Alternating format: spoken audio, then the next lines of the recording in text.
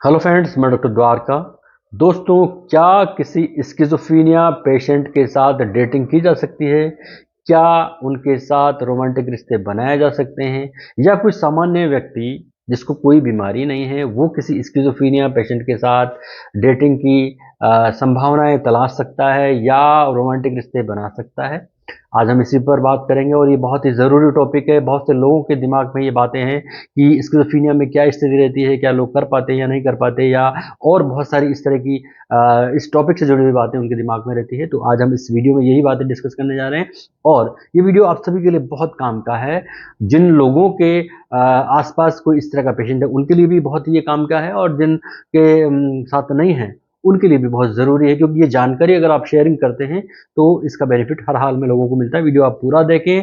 अगर आपको वीडियो थोड़ा भी पसंद आता है तो इसे लाइक शेयर कीजिए और मेरे चैनल को सब्सक्राइब कीजिए, ताकि इस तरह की जो जानकारियां हैं वो आपको तुरंत मिले, इमीडिएट मिले। दोस्तों, सबसे पहले हम देखेंगे कि स्किज़ोफ्रेनिया जो है वो एक गंभीर मानसिक बीमारी है, यानी कि मनोवैज्ञानिक दृष्टि से भी देखा जाए तो ये गंभीरतम मनोविकारों में से एक है, या इसका नाम सबसे पहले लिया जा सकता है।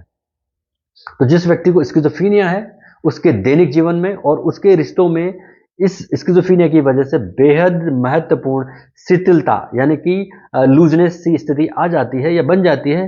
लेकिन इसका अर्थ ये भी नहीं समझा जाना चाहिए कि इसकी वजह से कोई रिश्ता ही नहीं बन सकता या बनाया नहीं जा सकता। एक स्किज़ोफ्रेनिया से ग्रस्त व्यक्ति को अपनी भावनाओं को दिखाना बहुत मुश्किल हो जाता है, और लोगों से रिश्ते शुरू करने और उन्हें बनाए रखने में और भी कठिनाई आने लगती है। फिर भी कुछ लोग ऐसे हैं जो इस स्थिति में भी, यानी स्किज़ोफ्रेनिया होते हुए भी, इस तरह के रिश्ते न केवल बना लेते हैं बल्कि उनको निभा भी लेते हैं। तो डेटिंग किसी के लिए भी कठिन हो सकती है। एक सामान्य व्यक्ति के लिए भी डेटिंग या जो लव अफेयर है ये बनाना बड़ा टेढ़ा काम होता है या कठिन काम होता है, और स्किज़ोफ्रेनिया के लिए तो और भी चुनौतियों की स्थिति हो जाती है डेटिंग की स्थिति में। तो ये स्किज़ोफ्रेनिया पेशेंट को बहुत अधिक सोचना पड़ता है, या उसके साथ जो जुड़ने वाला व्यक्ति है उसको अधिक सोचना पड़ता है। यदि स्किज़ोफ्रेनिया की स्थिति गंभीर है, मान लीजिए गंभीर है, तो फिर तो डेटिंग का सवाल ही नहीं है, ये आप अच्छे से समझ लें। अगर किसी स्किज़ोफ्रेनिया पेशेंट की स्थिति गंभीर है तो फिर डेटिंग का सवाल ही नहीं उठता, या कोई प्रश्न ही नहीं रहता।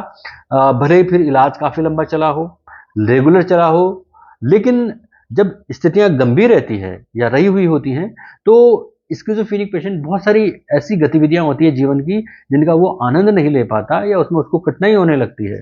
तो उस स्थिति में डेटिंग की कोई मायने नहीं रहते।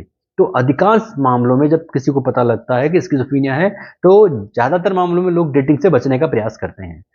अब यदि किसी को स्किज़ोफ्रेनिया है और वो किसी से जुड़ना चाहता है, या कोई अन्य व्यक्ति जो सामान्य है वो स्किज़ोफ्रेनिया पेशेंट से जुड़ना चाहता है, या उसके मन में उनके प्रति कोई भाव है, इमोशंस हैं, फीलिंग्स हैं, तो जुड़ना चाहता है, तो उसको कुछ बातों की जानकारी बेहद ज़रूरी हो जाती है। बेहद ज़रूरी हो जाती है। सबसे पहले उसे ये जानना ज़रूरी है और समझना भी ज़रूरी है कि इस बीमारी का इलाज बहुत लंबे समय तक चलता है, बहुत बार जीवन भर चलता है। तो ये जानना बहुत ज़रूरी है। इसके अलावा इस विकार में जो सबसे बड़ी प्रॉब्लम है वो है सामाजिक मेल-जोल में प्रॉब्लम आती है, और चिंता लगातार रहती है, डिल्यूजन्स रहते हैं, हैलुसिनेशंस रहते हैं। यदि इसका इलाज नियमित चल रहा है और स्थिति अच्छे से कंट्रोल में है, अगर स्किज़ोफ्रेनिया पेशेंट का इलाज नियमित रूप से चल रहा है, रेगुलर चल रहा है, थेरेपीज़ हो रही है, मेडिसिन चल रही है, फ़ॉलो-अप डॉक्टर से हो रहा है और स्थिति कंट्रोल में है, तब डेटिंग के बारे में सोचा जा सकता है या विचार किया जा सकता है, प्रयास किया जा सकता है।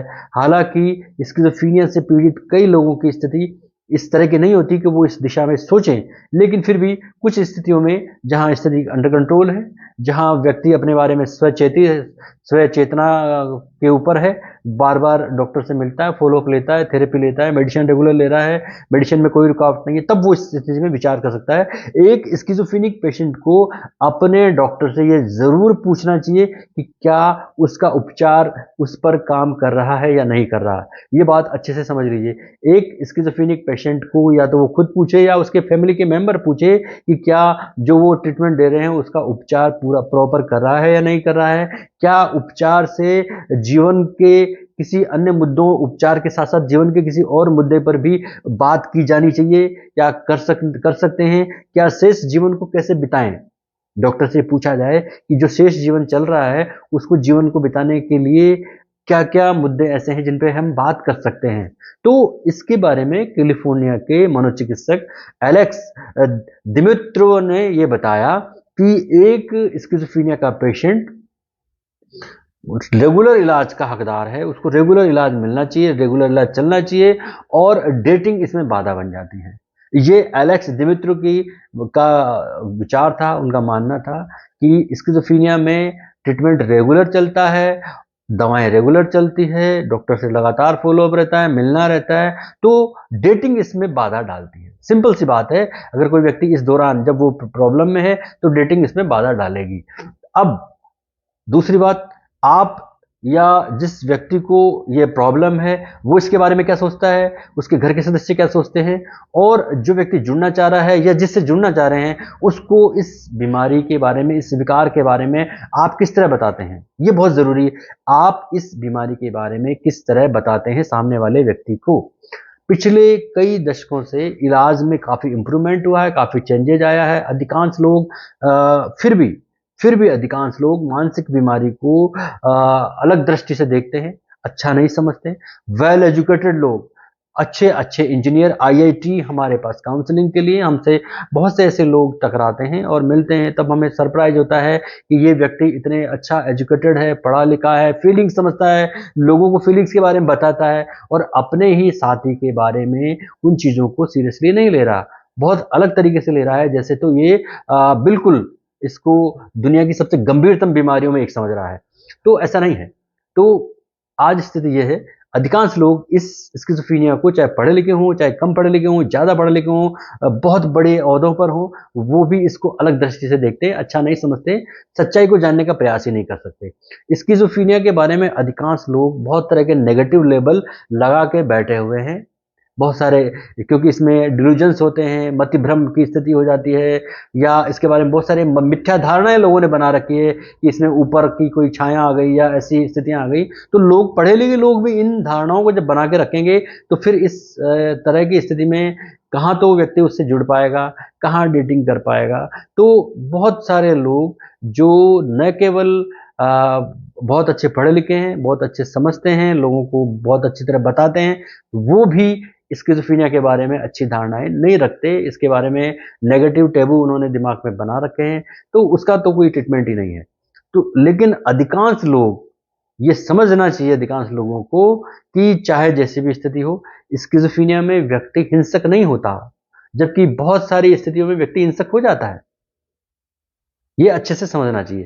तो स्किज़ोफ्रेनिया में व्यक्ति हिंसक नहीं होता, और अगर उपचार रेगुलर चले, डॉक्टर से फ़ॉलो-अप रेगुलर चले, दवाइयाँ रेगुलर लेता रहे, थेरेपी रेगुलर लेता रहे, घर के लोगों का आत्मीय वातावरण उसको मिलता रहे, तो एक व्यक्ति इस तरह विचार कर सकता है कि वो किसी के साथ अपने रिश्ते, जो रोमांटिक रिश्ते हैं या डेटिंग जैसी स्थिति है, वो उसके बारे में विचार किया जा सकता है। तो एलेक्स दिमित्रो के अनुसार यदि कोई डेटिंग करना चाहता है, ऐसा मनोवैज्ञानिक, कैलिफोर्निया के मनोवैज्ञानिक एलेक्स दिमित्रो ने बताया कि यदि कोई व्यक्ति डेटिंग करना चाहता है स्किज़ोफ्रेनिया में, तो उसे ईमानदार रहना होगा, उसे अपने बारे में पॉजिटिव सोचना होगा, पॉजिटिव माइंडसेट रखना होगा, और वो व्यक्ति ईमानदारी से ये कह सकता है कि मुझे स्किज़ोफ्रेनिया है। आप दोबारा सुनिएगा मेरी इस लाइन को, जो कैलिफोर्निया के मनोचिकित्सक एलेक्स दिमित्रो ने कहा कि जो भी व्यक्ति जो स्किज़ोफ्रेनिया से सफ़र कर रहा है, यदि वो करना चाहता है डेटिंग,